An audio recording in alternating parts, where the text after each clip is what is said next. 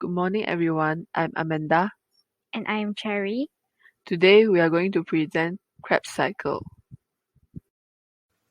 Do you ever wonder what is Krebs cycle?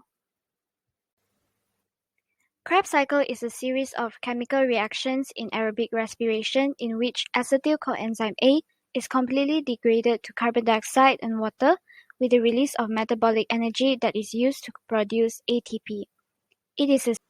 The Krebs cycle occurs in the matrix of mitochondria.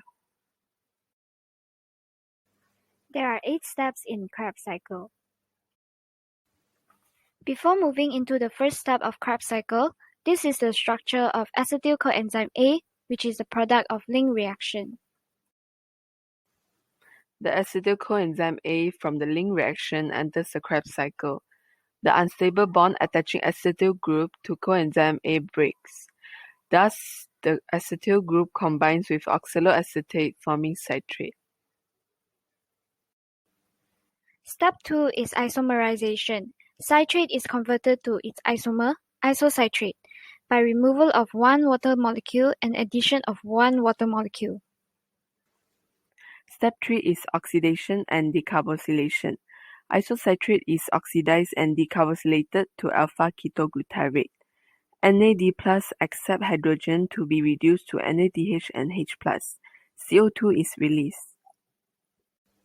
Step 4 is decarboxylation and oxidation.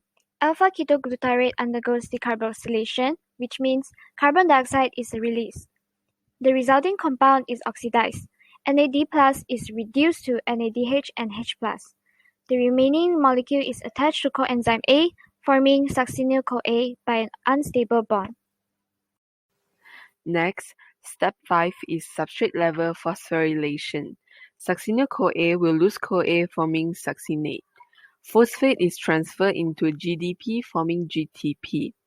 ADP receives phosphate group from GTP, forming ATP through substrate-level phosphorylation. Step 6 is oxidation. When 2 hydrogen atoms is transferred to FAD, succinate is oxidized to fumarate. FAD is reduced to FADH. Step 7 is addition of water. Addition of water molecule rearranges bonds in the substrate. Fumarate is converted to malate. The last step is step 8, which is oxidation and regeneration of oxaloacetate.